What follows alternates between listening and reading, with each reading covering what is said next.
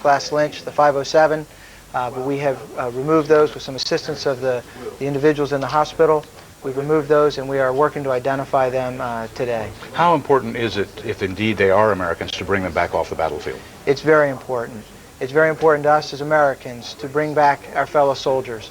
But most importantly is to bring back somebody like Private First Class Lynch, who was risking her life on the battlefield, for her and her fellow soldiers to know the commitment of the American forces to do our best to go in and get her, as well as those bodies that we never leave our own on the battlefield. Where is she now and what is her condition? She is in a American medical facility in the area. We don't have her condition because right now, as we speak, she is being treated by our doctors. Is it possible that she may be flown to Germany for medical treatment? Germany would be one option. There's also the United States Naval ship Comfort, the hospital ship that's in the Persian Gulf. That would be another option. There are also field hospitals in the area. You're holding a piece of paper in your hand. You just got some new information. There have been fears that this battle would not only be fought house to house, but in many of the religious sites, in hospitals, you have found tanks and things like that. You're now receiving information that mosques are being used by the Iraqi military? That's right. We had heard reports that this possibly would be done. What we see in here is Iraqi forces using very important religious shrines. As you know, this is an important area of the world for many religions. And what we have confirmed is that Iraqi forces are using the Ali Mosque there in Najaf, which is a very important religious site, to seek refuge, to seek hiding, and fire from this mosque.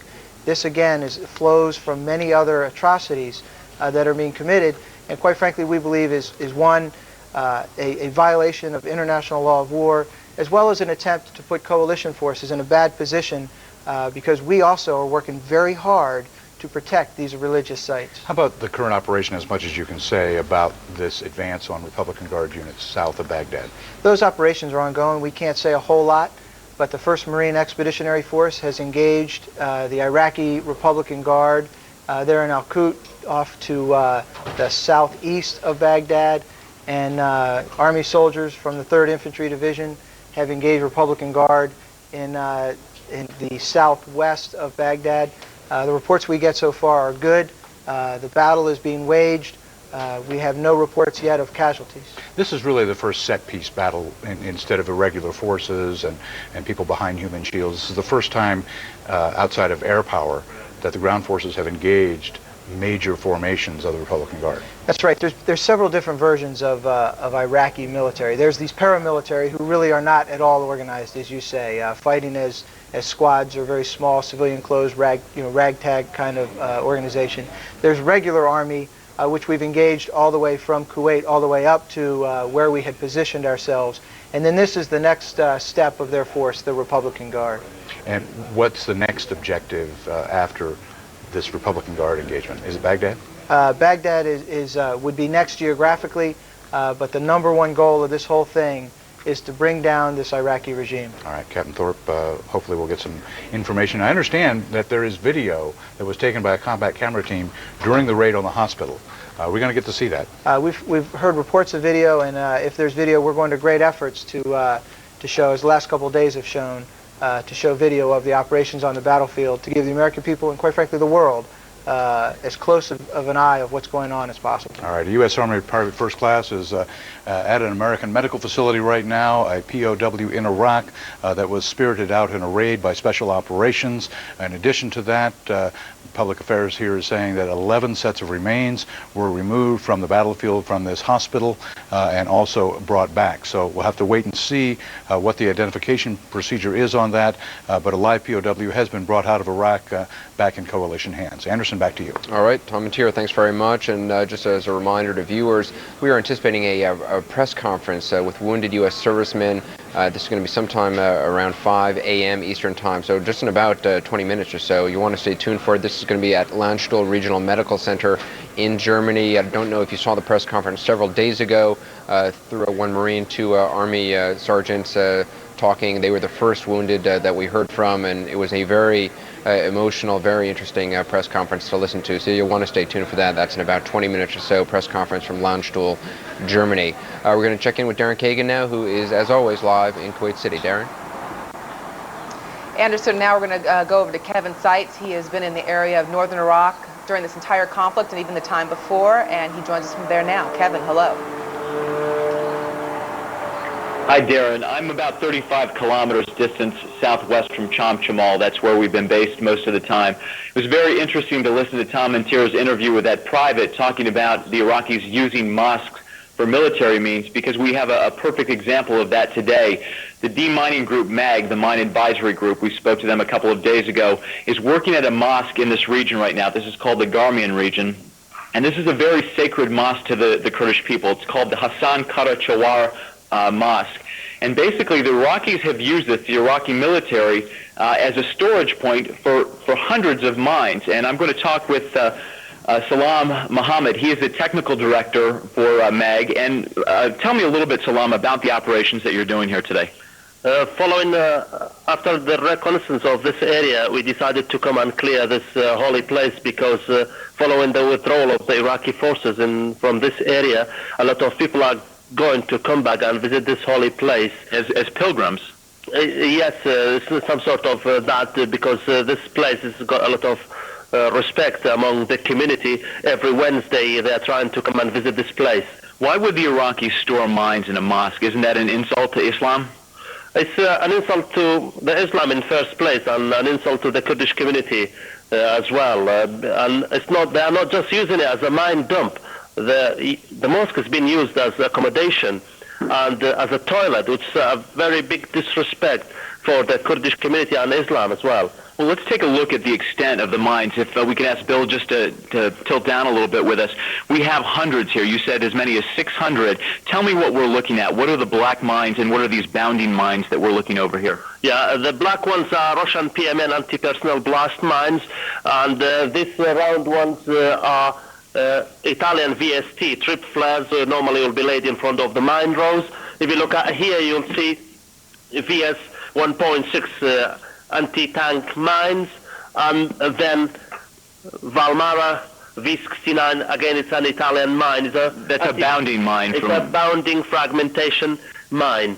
It jumps up and it go up. The way it's working, this mine has been rendered safe by MAG deminers. The mine is originally is like this in the first place, so it's working by two ways, either to put the pressure on them or hit the trip wires.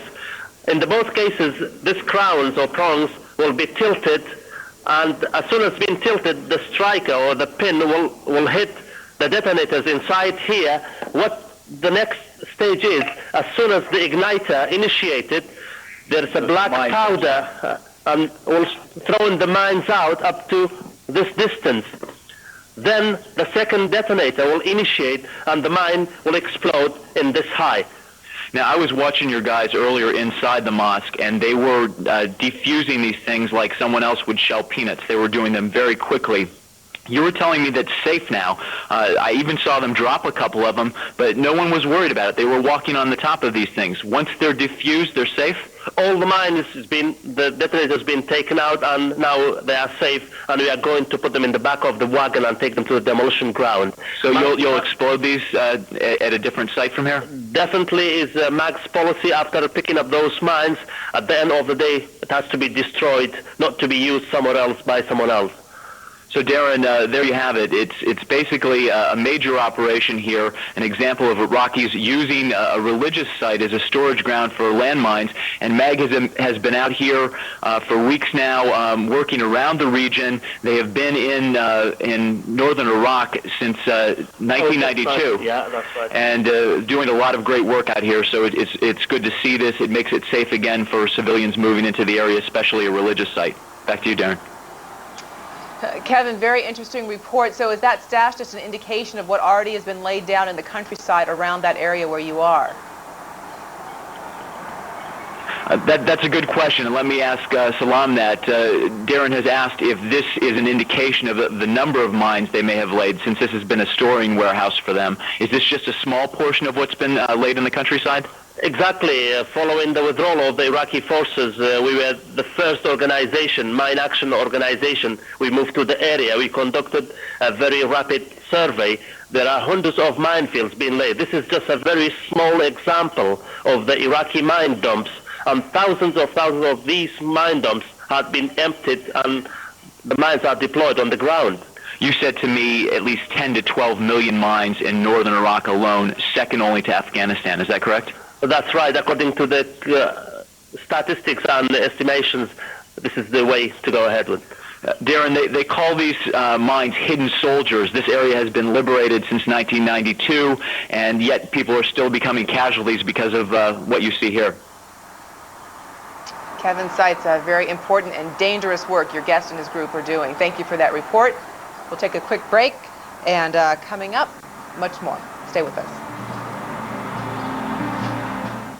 If you were born between 1918 and 1963, call the number on your screen now to find out more about the Silver Care Plan. The average funeral now costs over $6,000. But did you know your survivors may only be able to receive government death benefits up to $300 if they qualify? The Silver Care Plan is a way to help protect your loved ones. To get free information about the plan, just call the number on your screen.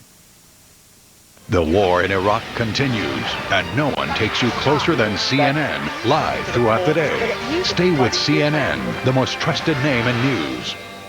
Hey, I'll get this. Besides, I get airline miles. With your business card. Huh.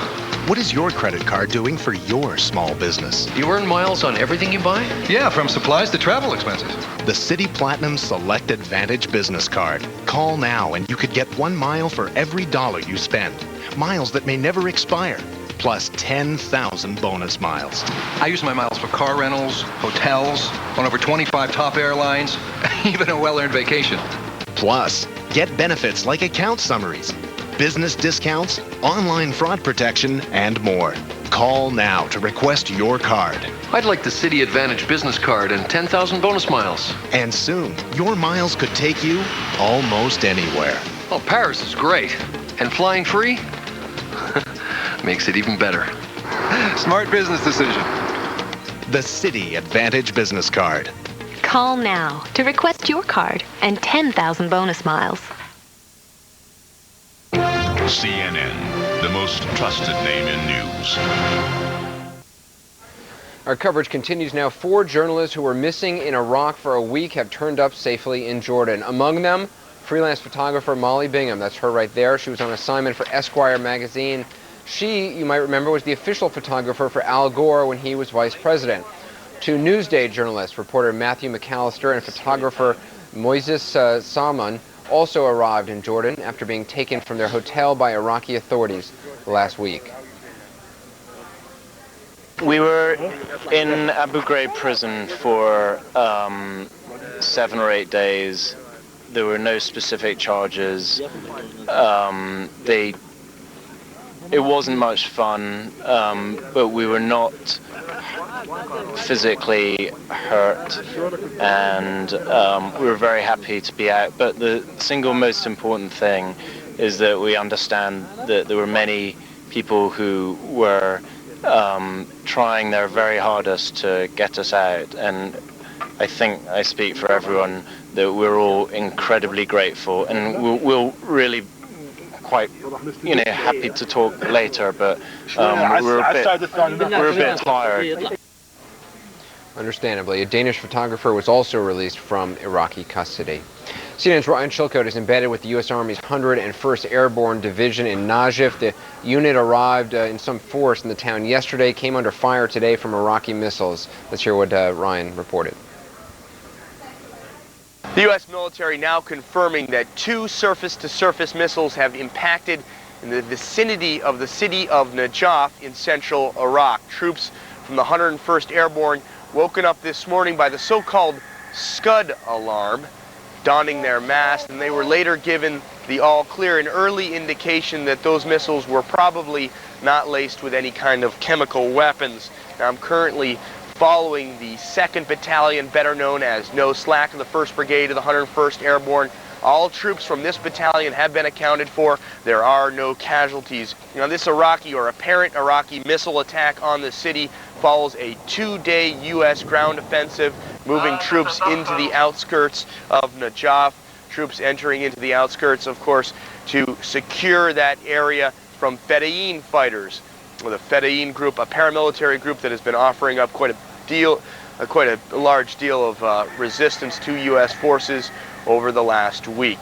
Military commanders here on the ground already saying they believe that this may have been President Saddam Hussein trying to react to U.S. troops on the ground in Najaf. Ryan Chilcote, CNN, in Najaf, central Iraq. Just a brief programming note, in about 10 minutes or so we are anticipating a press conference at the Landstuhl Hospital with wounded U.S. servicemen. You'll want to stay tuned for that. Then coming up at 6 a.m. Eastern, British Prime Minister Tony Blair answering questions from the House of Commons in London. We'll bring you live coverage of that as well. Our coverage, however, continues in a moment. There must be 50 ways the AeroBed saves the day. Like reason 19, you've got the guest room, but no guest bed. Number 3, your guest bed invites your guest to go away. Relax. Just plug in the AeroBed, push the button, and you have a comfortable, adjustable extra bed in less than 1 minute. The new pump is recessed and is 30% more powerful with quadra-coil construction for a smoother surface. It's even adjustable with our exclusive one-touch comfort control. And it can hold up to 650 pounds. Plus, it stores away in seconds. And now you can get the new and improved AeroBed at the same low price. Call now to get the AeroBed for just 3 easy payments of only $33. Plus, get this free carry bag and get our 30-night money-back guarantee. Buy now. That's just 3 payments of $33 or visit a fine retail store near you. How many ways will you use your AeroBed? Well, if you're watching us at this hour and you're not my mother, you're maybe a news junkie or maybe you have a loved one serving in the war. Many Americans have been glued to their TV sets in recent days, but as our Jeff Flock found out, for many others, believe it or not, life has been going on as normal. With all the bombs, drama, we're on an HC-130 now. We are flying over Iraq. And action unfolding in Iraq, That we might well be under mortar attack. So it seems all of America is watching the coverage. Saddam Hussein, what's his name, Saddam? Or are they? I'm making a point not to. News ratings are up. At CNN, for example, before the war, about 500,000 people were watching at any given moment. Now it's well over 2 million. Other cable news channels show similar increases. The CNN.com website had about 50 million page views a day pre-war. Now it's well over 100 million. I've been obsessed with the developments in Iraq. I'm watching them constantly. But she has a son at war. The fact is, for much of America, life goes on. Day to day, everything pretty much operates as usual now. At the Best Buy in Chicago, there are hundreds of televisions, but not one is tuned to the war. There's only so much oversaturation on TV before you can finally, want to watch Seinfeld or Simpsons, get your mind off of the war. Movie attendance is off. Last weekend, compared to the same time last year, the top 10 movies did $25 million less business, down almost 25%. We'd like you to run for president. Of what? Though a Daily Variety story says, quote, the explanation may be more the mediocrity of product than war jitters. We're here, but we're not here. The military action picture Basic debuted at number 4, by the way. I think there's a certain point that I'll say, okay, enough already. I'm tired of the war coverage. Retail sales have been down since the war, almost 2% according to Shopper Track, but analysts blame a late Easter more than what some call the CNN effect, shoppers staying home to watch war coverage. Even though we see a downward trend, it's not something that we would say would be driven by the events in Iraq. Of the 13 opening day baseball games, only 2 were sellouts. But lousy spring weather may have been more to blame than people home watching war. Don't worry about things you can't do anything about. So at the point that they drop a bomb in Chicago, that's when I'll start following the war. Some do protest or show support. Many watch and hope. But for most, it seems, life does indeed go on. I'm Jeff Flock, CNN, in Chicago. When we come back, some soldiers say goodbye in Fort Hood. We'll be back in a moment. Maybe I didn't love When Anne Murray sings a classic country song, it's unforgettable. I fall. Presenting Anne Murray, Country Croonin'. I can't stop love. 30 timeless country classics. Put your sweet lips a little closer. These are Anne's favorite classic country songs. Are you lonesome tonight? Get Anne Murray Country Croonin' on 2 CDs or cassettes. Make the world go away. You'll treasure this collection forever. I bless the day I found you. Please call now. Call 1-800-306-5300 to order Anne Murray on 2 CDs or 2 cassettes for just $24.99 plus shipping. Or send check or money order to the address on your screen. Call now. That's about it for me this morning. My colleague Carol Costello will be here in a few moments to continue our coverage. Before I go, however, the U.S. military presence in Iraq is about to get a whole lot bigger with the arrival of the 4th Infantry Division from Fort Hood, Texas. Some are already arriving in Kuwait. CNN's Jamie Colby was there for the tearful farewells as the latest soldiers moved out. I don't know. I'm just very, very upset. This is the moment Sergeant Lucas Short's wife, Julia, has tried to prepare for. He's going to miss the birth of his son, so that's really bothering me. Bye. The next wave of soldiers from the 4th Infantry at Fort Hood is about to deploy. We're professionals. We have a mission to do. Go there, do my job. You gotta set your personal life aside. Don't wear your emotions on your sleeve. Get out there, get the job done, come home. Last steps, last hugs, last words, and a final phone call. Yeah, man, I'm out, man. We finna leave right now. They are focused and determined. We've been prepared for like over 4 months now, so we're more than ready. I don't think we even need a pep talk. They get a party, what the military calls age-appropriate music, and a patriotic menu. We're trying to make the soldiers forget about what just happened to them. I don't know who's not coming back. And that's why we want this year to be special for them. And for dessert, a spiritual send-off and a dose of reality, chemical decontamination kits. Training has taught these soldiers to make the right moves. Bravery begins long before the battlefield. Everybody's coming out like little kids, and then when we come home, we are going to have years on us. As will the little ones left behind. Jamie Colby, CNN, Fort Hood, Texas.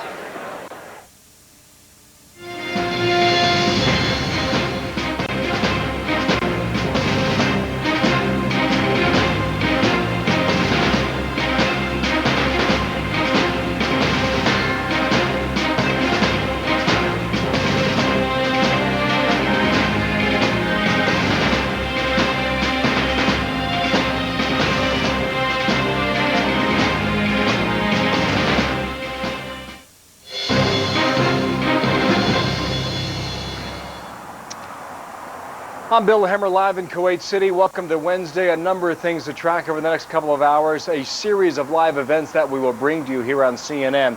First, though, the latest developments as we have them now. Central Command now says 11 bodies recovered during the rescue of Army Private Jessica Lynch. It's not immediately known if they were U.S. servicemen, but perhaps we will learn more in about 2 hours when CENTCOM holds its briefing in Qatar. Lynch was badly wounded, taken prisoner more than a week ago when her convoy was ambushed by Iraqi forces near Nasiriyah. U.S. forces undertook the bold raid when they learned of her location in that town. Targets in Baghdad, meanwhile, pounded overnight from above as U.S. ground forces advance from below. Reporters along the front line say U.S. forces are now within the so-called Red Line, the outer defensive ring of the capital. According to Michael Gordon with the New York Times, the Marines' 1st Division has now crossed the Tigris River, and the Army's 3rd Infantry is attacking the Republican Guards north of Karbala. 4 journalists missing in Iraq for more than a week, turning up safely now in Jordan. Among them, freelance photographer Molly Bingham, who was on assignment at the time for Esquire magazine. She was the official photographer for Vice President Al Gore during his run for the presidency up to the November election of 2000. U.S. Secretary of State Colin Powell due to have lunch right now with Turkey's foreign minister in Ankara. He's in the capital city of Turkey to talk about Turkish and U.S. cooperation and rebuilding Iraq after the war. Secretary Powell is expected to meet with reporters in about an hour. We'll have that live for you when it comes in. Hong Kong now, health officials have narrowed down an outbreak of severe acute respiratory syndrome to a particular building in a sprawling apartment complex. They say of the 185 SARS cases so far there, most came from Block E of the 1 Division, the Amoy Gardens Apartments. At this hour, conflicting reports on U.S. deaths in the helicopter crash in Iraq. Pentagon officials say 7 American troops were killed near the city of Karbala when their Black Hawk helicopter was shot down by small arms fire. U.S. Central Command confirms the crash but says 6 people were on that helicopter, and CENTCOM has not confirmed the casualty figures. A single-seat F-18 Hornet also crashed in Iraq. The fate of the Navy pilot is not known at this time. A search and rescue operation is underway. The plane was from the aircraft carrier Kitty Hawk. Reuters news agency correspondent Luke Baker says that U.S.-led forces are nearing the southern edge of Baghdad. Earlier reports said that the Army's 5 Corps and 1st Marine Expeditionary Force are leading the way. One top Marine says that the troops will be in Baghdad, quote, before you know it. Rescued POW Jessica Lynch is now being treated at a U.S. military hospital in Germany for combat wounds she suffered during her capture by Iraqi forces. Lynch's family says she's suffering from gunshot wounds and 2 broken legs.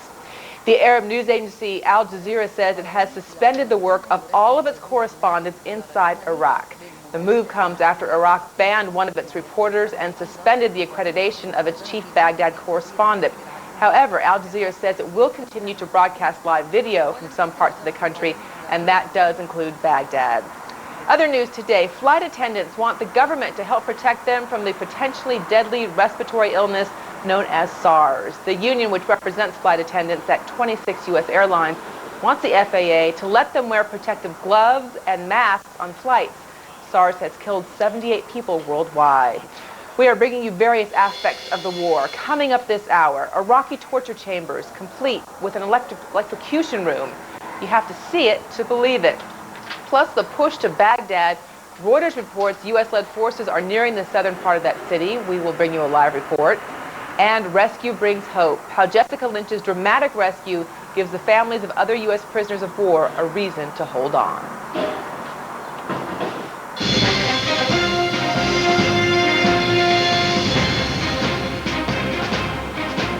Good morning. It is Thursday, April 3rd. I'm Darren Kagan, live in Kuwait City. And I'm Anderson Cooper from CNN's global headquarters in Atlanta. You are looking at a live picture of Baghdad. The war to oust Iraqi President Saddam Hussein has now entered its 3rd week. We want to update you where coalition forces are in Iraq as near as we can tell you.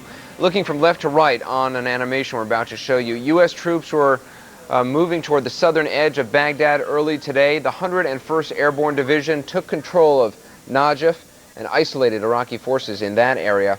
The Army's 3rd Infantry defeated Iraqi troops at Karbala, about 50 miles south of Baghdad. The 1st Battalion, 7th Marines secured the Numania Air Base, about 85 miles south of Baghdad. And U.S. and British troops seized a giant food distribution center in Basra, one that had been used by the Oil for Food program. The 3rd Infantry and 11th Attack Helicopter Brigade led the charge against the Medina Division of the Republican Guard. Coalition forces established control over many of the key river crossings.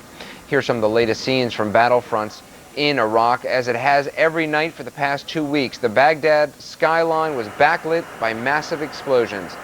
One target, said by Central Command to be a heavily secured storage facility, was hit by 40 precision-guided weapons during the night. In northern Iraq, B-52 heavy bombers unloaded over Iraqi positions near the town of Domiz. The non-stop aerial assault has forced many Iraqis to abandon their positions. Local Kurdish fighters then move in, scavenging what they can, which sometimes is a lot. Check out those pictures there. And at the Turkish border, no sooner does Colin Powell meet with Turkish officials than a convoy of trucks begins rolling into Iraq. We don't know what was in those trucks exactly, except that they apparently carry supplies for U.S. forces in northern Iraq. The U.S. military is investigating a downed Navy fighter jet and an Army helicopter that was shot down in Iraq. For the latest on that, let's go to CNN's Tom Mateer at Central Command in Doha, Qatar. Tom? Anderson, just in the last few minutes, a spokesman from Central Command has told CNN that they see strong and credible signs that Iraqi forces have been overwhelmed and may soon collapse. Again, from a Central Command spokesman here in Doha. They see strong and credible signs that the Iraqi forces overwhelm may soon collapse. Also, overnight, apparently, special operations teams have been infiltrating the command and control sites, according to CENTCOM officials, and they have saying that dams and bridges have been protected from destruction by these special operations teams. But infiltrating the command and control sites, and also something that was just handed to me, it was a statement from the Director of Strategic Communications, Jim Wilkinson, claiming that the U.S. Central Command has reliable information that the Iraqi regime may be planning to begin anonymous bombing campaigns of several Baghdad Shiite neighborhoods in an attempt to falsely, what they claim, CENTCOM officials, accuse the coalition of the destruction for propaganda purposes.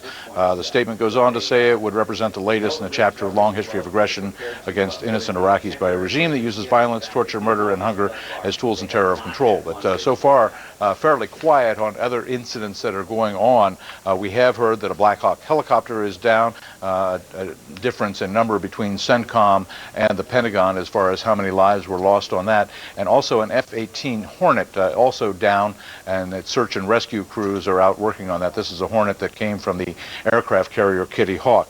We do have some video for you from Iraqi TV. Now, this video is reportedly of an aircraft that was shot down by anti-aircraft artillery, according to the translation of the tape of what was called the enemy plane near Basra. When the shoot-down took place, and whose plane it is really not reported on this videotape, and it's very difficult to see from the wreckage indeed what type of aircraft it is. But again, the U.S. is reporting that F-18 is missing off the U.S. aircraft carrier Kitty Hawk, and that search and rescue teams are from Iraqi TV showing what appears to be an aircraft, but we cannot tell or determine what type or where this video was taken. Again, in about 3 hours, we will have a briefing here in Doha from CENTCOM officials, an update probably on what's going on in the Baghdad area. In the last 24 hours, apparently a major push going on as they move toward Baghdad. Anderson? All right, Tom Matier, thanks very much. Appreciate it. Tom Matier live from Doha, Qatar. We should also point out we do not know when that video was taken. Chris Plan at the Pentagon mentioning that he thought it looked kind of old, but again, just no sense from Iraqi television when that video was taken. CNN's Martin Savage is embedded with the Marines near the... Oh, I'm sorry, we're going to check in with Martin Savage a little bit later on. Let's go to Darren Kagan right now, though, who is in Kuwait City. Darren? Yeah, Anderson, I want to take the opportunity perhaps to get some more information about that F-18 Hornet jet that went down that Tom was talking about. Our Becky Diamond is on board the USS Kitty Hawk. That is the ship that the plane took off from, and she joins us now. Becky. Darren, pilots and sailors on board the Kitty Hawk, hoping the best for a missing friend and colleague of theirs, the pilot of an F-18 Hornet that's reported missing. As you can hear, flight missions into Iraq are continuing despite this missing jet. The jet took off last night. It was reported missing about midnight.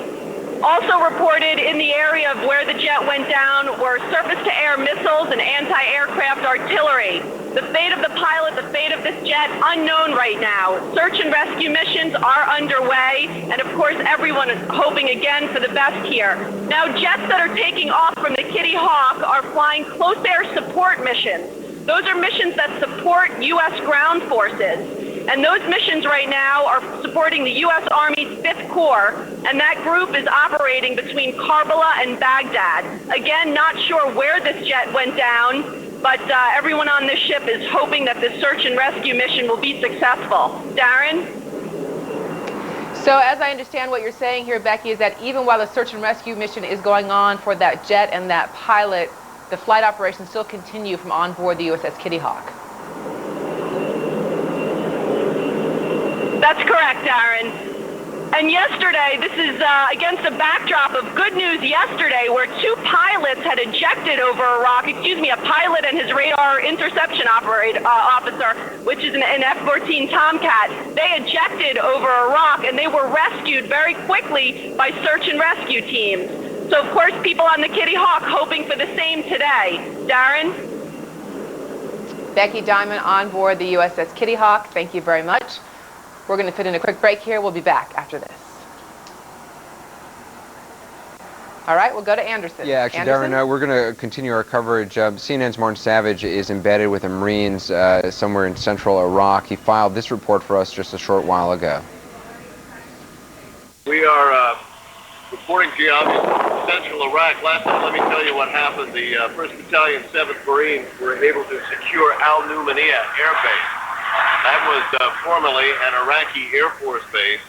It is safe to say no longer in the hands of the Iraqis, now under the control of coalition forces. And since that time, the Marines continue to push on. What is happening right now is there is a heavy barrage of outgoing artillery fire, this coming from the Marines themselves. It's being fired a little bit behind us. They're using what is called RAP, rocket-assisted projectiles, so we can actually hear the projectiles going directly over our position here, and then shortly you're going to hear the impact on whatever targets down the way. It's believed that there are Republican Guard units that are being hit right now, and this has been a barrage that's been going on for about the last half hour. We're not sure how long it's going to continue, but clearly there's the impact. Clearly this is in support of the continuing drive forward on the part of the U.S. Marines here. Lost a little bit of the audio right there at the end. Let's go to Chris Plant. It seems like things are moving on the ground at a rapid clip. Let's check in with Chris Plant at the Pentagon. Chris?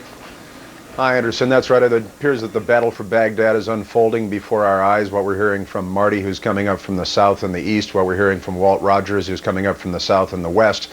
It appears that U.S. forces are within 5-6 miles of the outskirts of the city, and the Republican Guard still maintains positions to the south, to the north, to the south and the west.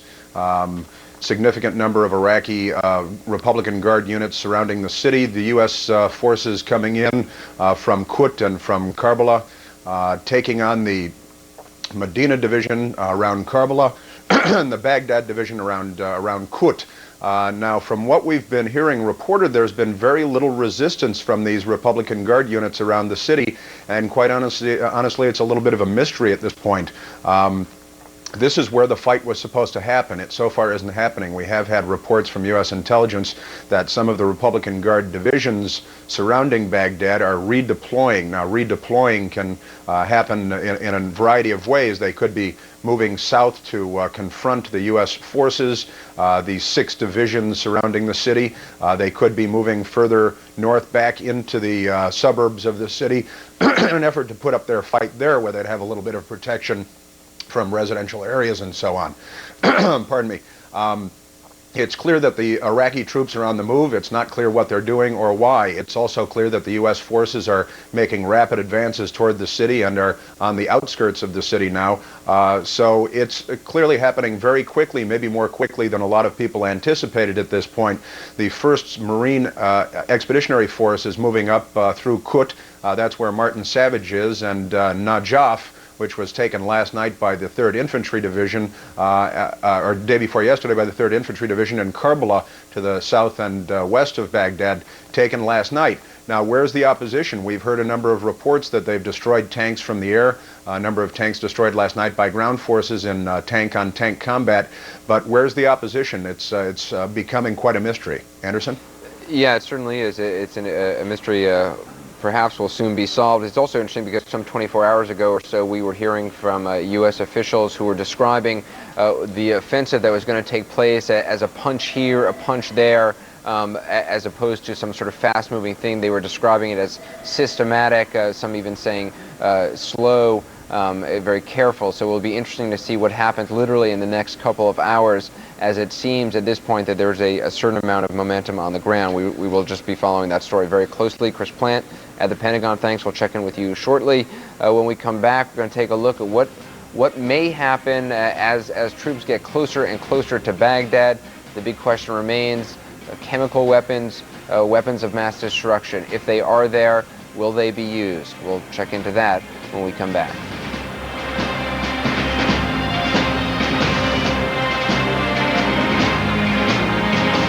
A snack that helps you lose weight? You can't be serious. Yes, we can. Slim Fast, outrageous, lip-smacking, rock-your-world snack bars. Slim Fast, it's your life. Feed it right. What about Paris? Why not the Caribbean? How can planning your next trip be even better? Mexico? Knowing your trip could be free. Hawaii! Call now to request the City Advantage World MasterCard, and you can earn free award travel plus get 8,000 bonus miles. And you can use your miles to fly on over 25 top airlines. You'll earn 1 mile for every dollar you spend on everyday purchases and on special purchases too. Call to request your card and 8,000 bonus miles. Plus, now your miles never expire as long as you make a purchase with your card at least once every 3 years. Soon, you'll be on the trip you planned. Use your miles to fly on over 25 top airlines, stay at the finest hotels worldwide, and drive with any major car rental company free. Call now to request your City Advantage World MasterCard and 8,000 bonus miles. And your next trip to almost anywhere could be free. Because things are changing so fast, trust CNN. With more frontline reporters, experts who have been there, and the most experienced journalists. Because you need all the facts. Stay with CNN, the most trusted name in news.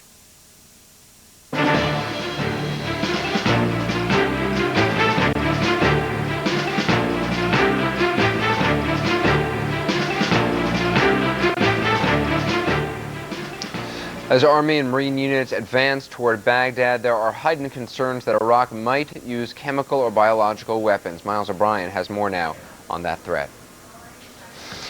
As coalition forces move ever closer to Baghdad, there is heightened concern the Iraqis might turn to chemical weapons in their defense. To talk a little bit more about this and its ramifications, we turn now to our security analyst, Kelly McCann. Kelly, we've seen some pictures now, the 101st Airborne guys getting their gear ready. Getting ready to put that stuff on. It's very bulky, very cumbersome. It's hot in the desert. How effective a fighting force can it be if you're wearing all that gear? Well, as a force, of course, they'll be effective, albeit they'll have to watch their heat exhaustion and that kind of thing. However, to a rifleman, it's very important because it cuts down your peripheral vision. It reduces your situational awareness. So that means now that you can't hold the weapon the same way you would without a mask on. It also means that you've got to do increased head sweeping. It makes things a little bit more difficult. All right, let's talk about this red zone concept, and then I want to show an animation to folks. This red zone line, I think people perceive almost a line around Baghdad. That may not be the way to think about it. The idea is that as the defenses go down and as the coalition comes nearer and congregates, the likelihood of chemical weapons being used goes up, right? Absolutely. Right now, we've attrited forces here and here just south of Baghdad. Some say to 50% or combat ineffective. What that means is that now that we are getting into the range of the delivery systems, the 155 millimeter, the 130 millimeter, 122, that they're going to have to come up with some kind of force multiplier, a way so that they can strong point defense enough in depth to kind of balance the frontage we're presenting them with. All right. A grim force multiplier it is. Let's take a look at an animation which shows one scenario, one possible way of delivering these chemical weapons.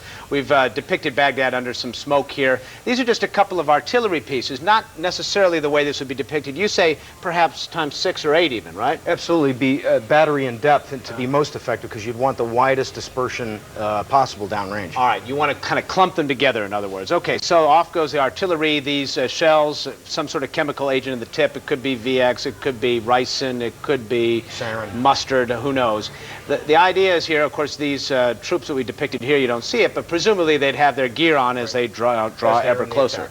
All right, and what happens is when these shells come down, they explode above the ground, creating this dispersal. How wide an area can they spread out over?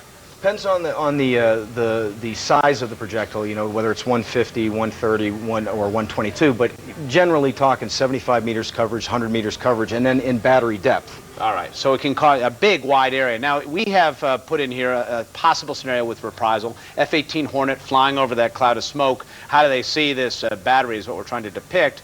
Using a scout helicopter and a laser designator, which will be right here on the top, they can home in on this thing and send in the coordinates to that F-18. Down goes some sort of bomb to do that, maybe laser-guided, whatever the case may be.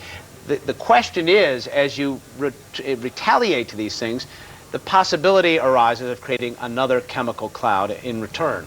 Is that an issue? Well, from the ammo store, and as we said, we were just talking just a little while ago, of course, you know where the likely emplacement of these is going to be. It's going to be near religiously significant spots, schools, other places. So absolutely, it is a problem. However, the good news is that as those bombs detonate, most of the chemicals could be incinerated. All right, that is the only piece of good news I heard out of this. Let's hope this all stays in the realm of animation. Absolutely. Kelly McCann, thanks very much. Pleasure, Back to Miles. you. All right, when we come back, pop pundits and cable news caterwauling. Has there been too much second guessing of the battle plan? When we come back.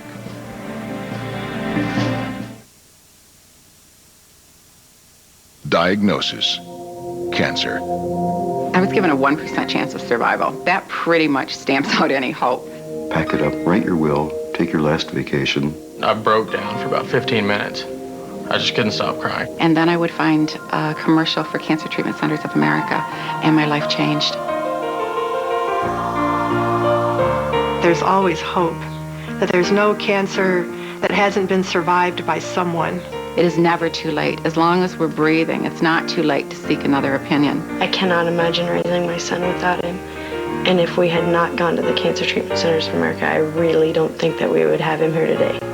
With world-class medical technologies and innovative complementary therapies, Cancer Treatment Centers of America have treatment options you may not even know exist. You can call our cancer information specialists 24 hours a day to learn about your options. Please call. They give you a new lease on life. It's worth everything.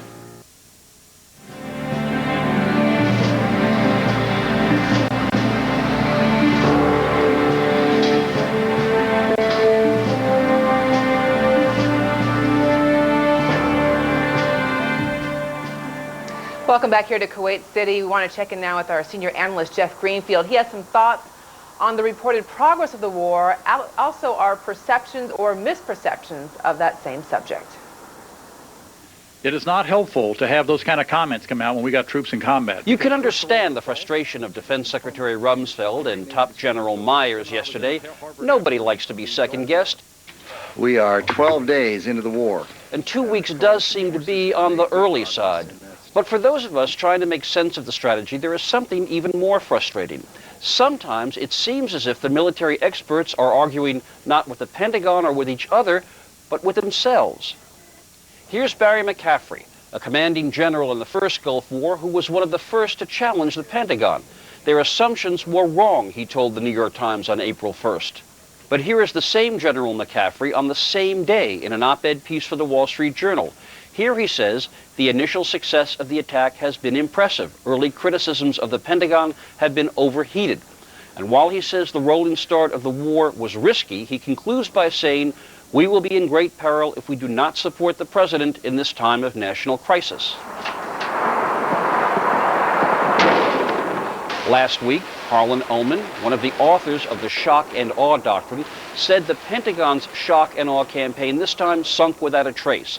The campaign was more slogan than operational strategy. This Tuesday, he was accentuating the positive, arguing that the critics have got it wrong. The troops, he said, are doing a magnificent job. Or consider this story from the Army Times, way back last August. A retired general, Paul Van Riper, was asked by the Pentagon to play the bad guys in a war game. By using guerrilla tactics, he was able to foil the Pentagon strategy. Whereupon the game was halted, and Van Riper was told to stop deploying those tactics. He quit, arguing the planners were locking themselves into rigid assumptions. So when the Iraqis began employing unconventional, asymmetrical, guerrilla, and terrorist-type tactics, did the general say, "I told you so"? No, he said in the Washington Post, "Look at the big picture. 300 miles, relatively few casualties, and almost no armored vehicles lost." Now, the ability of the military men to change the emphasis from pessimism to optimism can lead to a fair amount of head-scratching. But there's one more point. The most talked about piece this week was Cy Hirsch's article in the New Yorker magazine. Why? Because the voices that assailed Rumsfeld's planning came not from retired generals, but from active-duty majors and colonels in the Pentagon. They say the secretary kept lowering the strength of the forces to be sent to Iraq.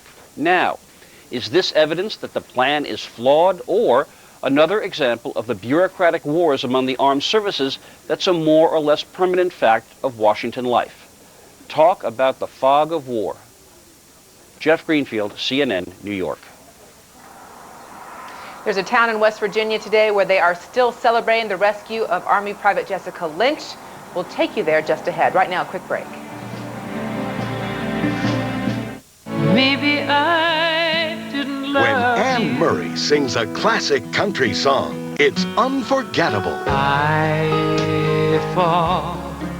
Presenting Anne Murray Country Croonin'. I can't stop loving. 30 timeless country classics. Put your sweet lips a little closer. These are Anne's favorite classic country songs. Are you lonesome tonight? Get Anne Murray Country Croonin' on 2 CDs or cassettes. Make the world go away. You'll treasure this collection forever. I bless the day I found you. Please call now.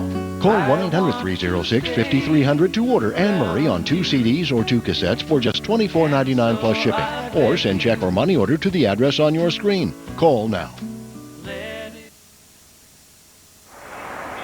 You are looking at a live picture of Baghdad. Not a very busy picture. Obviously, a lot of traffic moving on. Belies what is going on as far as we know just to the south of there. There is a lot happening at this hour, and our coverage continues. Let's go to Darren Kagan in Kuwait. Anderson, I want to look at the rescue of Private First Class Jessica Lynch. It has made headlines all around the world, nowhere as much as in one small town in West Virginia. Our Jeff Flock has that story. The yellow ribbons are everywhere, and the signs, and the flags, and the joy. That's Jessica's parents, Dee and Greg Lynch, after watching the green, grainy images of their daughter's daring rescue that even they couldn't believe. I just figured this was just an April Fool deal. It happened on April 1st, but it was no fooling. Oh, I love her, and she's been so badly missed.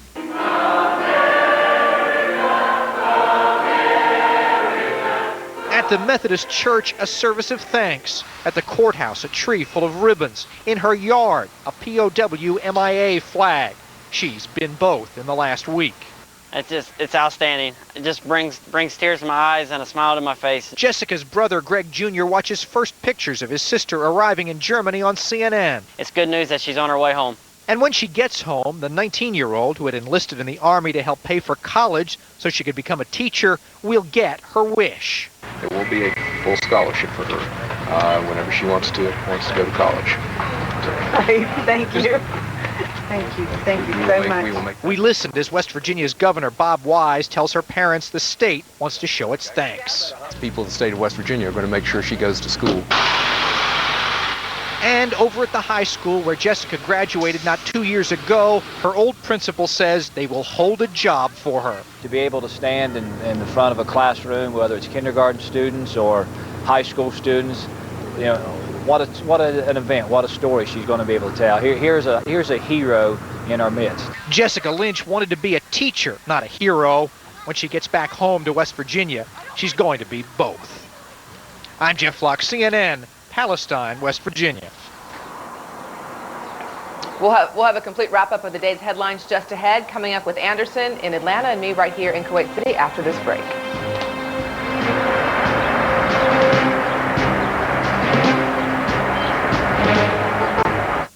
If you were born between 1918 and 1963, call the number on your screen now to find out more about the Silver Care Plan. The average funeral now costs over $6,000. But did you know your survivors may only be able to receive government death benefits up to $300 if they qualify? The Silver Care Plan is a way to help protect your loved ones. To get free information about the plan, just call the number on your screen. The war in Iraq continues, and no one takes you closer than CNN, live throughout the day. Stay with CNN, the most trusted name in news. Hey homeowners, what would you do to avoid the stress of qualifying for a home loan? Anything. Understandable, but that also means you don't get all the benefits of refinancing. You know, like extra cash for home improvements, even lowering your monthly payments by up to hundreds of dollars. AmeriQuest Mortgage understands why you hesitate. That's why we've made getting a loan so easy. For example, at AmeriQuest, you work with one local loan advisor throughout. Someone who actually does the paperwork for you and treats you like more than a credit score. With 2 decades of experience, AmeriQuest has perfected the art of the no-stress home loan. To experience that for yourself, call AmeriQuest at 1-800-814-0256 or go to AmeriQuest.com. That's 1-800-814-0256. Call AmeriQuest, the company that knows you are more. CNN, the most trusted name in news.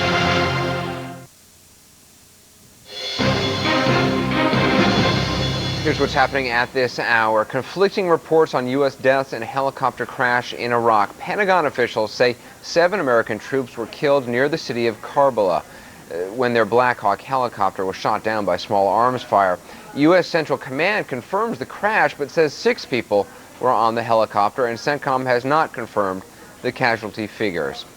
A single-seat FA-18C Hornet has also crashed in Iraq. The fate of the Navy fighter pilot unknown. A search and rescue operation is underway. The plane was from the aircraft carrier Kitty Hawk. U.S.-led forces are closing in on the southern edge of Baghdad. The Army's 5th Corps and 1st Marine Expeditionary Force are leading the way. One top Marine says the troops will be in Baghdad, quote, before you know it. The Arab news agency Al Jazeera says it has suspended the work of all its correspondents in Iraq. The move comes after Iraq banned one of its reporters and suspended the accreditation of its chief Baghdad correspondent. But Al Jazeera says it will continue to broadcast live video from some parts of the country, including Baghdad. Flight attendants want the government to help protect them from the potentially deadly respiratory illness known as SARS. The union representing flight attendants at 26 U.S. airlines want the FAA to let them wear protective gloves and masks on flights. SARS has killed 78 people worldwide. And we are bringing you various aspects of the war coming up this hour. Iraqi torture chambers, complete with an electrocution room. You have got to see it to believe it. Plus the push to Baghdad, U.S.-led forces just south of the city. We will take you to the front lines. And rescue brings hope. How Jessica Lynch's dramatic rescue gives the families of other U.S. prisoners of war and missing a reason to hold on.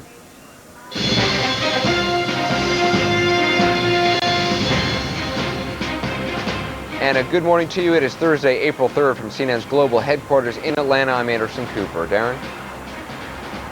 Good morning, Anderson. I'm Darren Kagan from Kuwait City. We're going to show you live pictures now from Baghdad.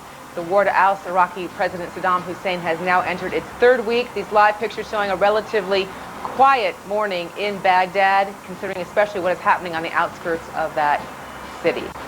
First, I want to go ahead and update where the coalition forces are in Iraq. We start to the west. The Army's 3rd Division is inching closer to the southern edge of Baghdad.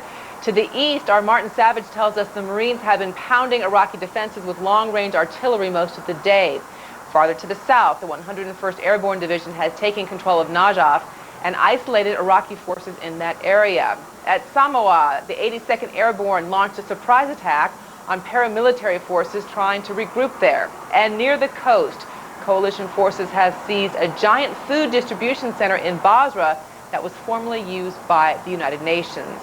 Well, coalition forces have started their final push toward Baghdad. Our Miles O'Brien is going to bring us up to date now on the day's fast-changing developments. 11:08 a.m. CNN